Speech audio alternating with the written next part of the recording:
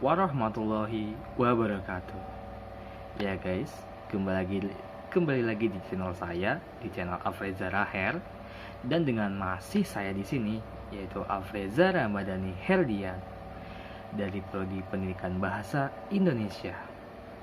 Baik, untuk materi kita hari ini, yaitu kita akan membahas tentang materi membaca kreatif. Baik, pertama-tama, apa itu membaca kreatif? Jadi, membaca kreatif itu adalah kegiatan membaca untuk mendapatkan nilai tambahan dari pengetahuan yang terdapat dalam bacaan dengan cara mengidentifikasi ide-ide yang menonjol atau mengkombinasikan pengetahuan yang sebelumnya pernah diciptakan. Lalu membaca kreatif itu dapat dibedakan menjadi dua. Yang pertama, menarik kesimpulan dari fakta yang dibaca. Dan yang kedua, melanjutkan pemikiran penulis. Lalu berikutnya, apa saja sih ciri-ciri dari membaca kreatif? Menurut Nur Hadi tahun 1984, sebagai pembaca yang kreatif harus bisa memenuhi kriteria-kriteria berikut. Atau kita bisa saja menyebut dengan ciri-ciri. Jadi ciri-cirinya itu yang pertama, kegiatan membaca tidak berhenti saat menutup buku. Lalu yang kedua, mampu menerapkan hasil membacanya untuk kepentingan sehari-hari. Lalu yang ketiga, adanya perubahan sikap dan tingkah laku setelah proses membaca selesai. Yang keempat, hasil membaca berlaku sepanjang masa. Dan yang kelima, mampu menilai secara kritis dan kreatif bahan-bahan bacaan. Dan yang terakhir, mampu memecahkan masalah kehidupan sehari-hari berdasarkan hasil yang dibaca. Selanjutnya, apa saja latihan-latihan yang diperlukan dalam membaca kreatif? Jadi, latihan-latihan yang diperlukan yaitu diantara lain, yang pertama, keterampilan mengikuti petunjuk dalam bacaan, kemudian menerapkannya. Lalu yang kedua ada keterampilan membuat resensi buku. Yang ketiga, keterampilan memecahkan masalah sehari-hari melalui teori yang disajikan dalam buku. Yang keempat ada keterampilan mengubah buku prosa seperti cerpen atau novel menjadi bentuk naskah drama atau sandiwara. Yang kelima, keterampilan mementaskan naskah drama yang telah dibaca. Yang keenam, keterampilan mengubah bentuk puisi menjadi prosa.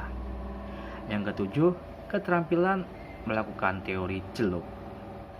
Lalu, apa saja tujuan dari membaca kreatif? Menurut Tarigan, pada tahun 1994, membaca kreatif bertujuan sebagai berikut. Yang pertama, dramatisasi. Dramatisasi bertujuan agar para peserta didik mampu mendramatisasikan tema-tema dari sastra yang dikaitkan atau dihubungkan dengan pengalaman-pengalaman mereka. Lalu yang kedua ada interpretasi lisan atau musik. Pada tahap ini, peserta didik dilatih untuk membandingkan aneka ragam penggalan sastra melalui penggunaan interpretasi lisan dan musik. Lalu yang ketiga ada narasi pribadi.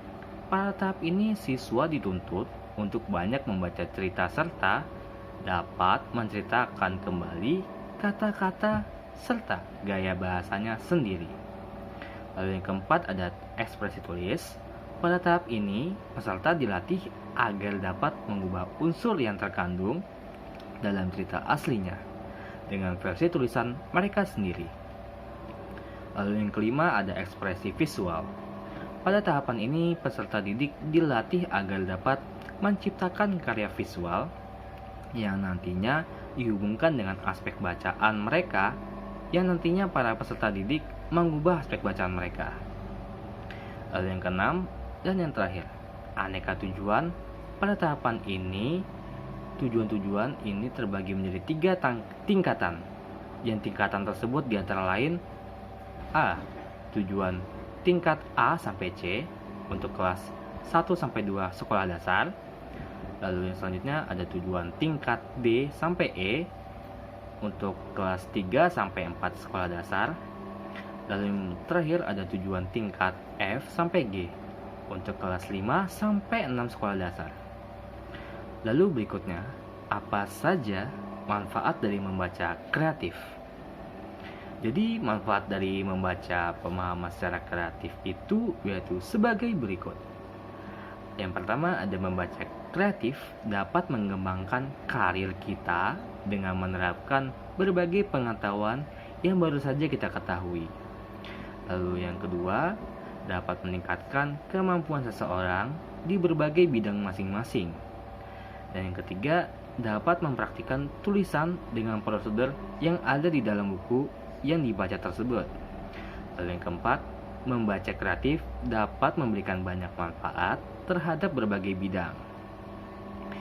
Oke, sebagai penutup materi kita pada hari ini, kesimpulannya yaitu membaca kreatif adalah salah satu jenis membaca di mana kegiatan membaca ini dilakukan untuk mendapatkan nilai tambahan dari pengetahuan yang terdapat dalam bacaannya dengan cara mengidentifikasi ide-ide yang menarik yang kemudian bisa diterapkan dalam kehidupan sehari-hari.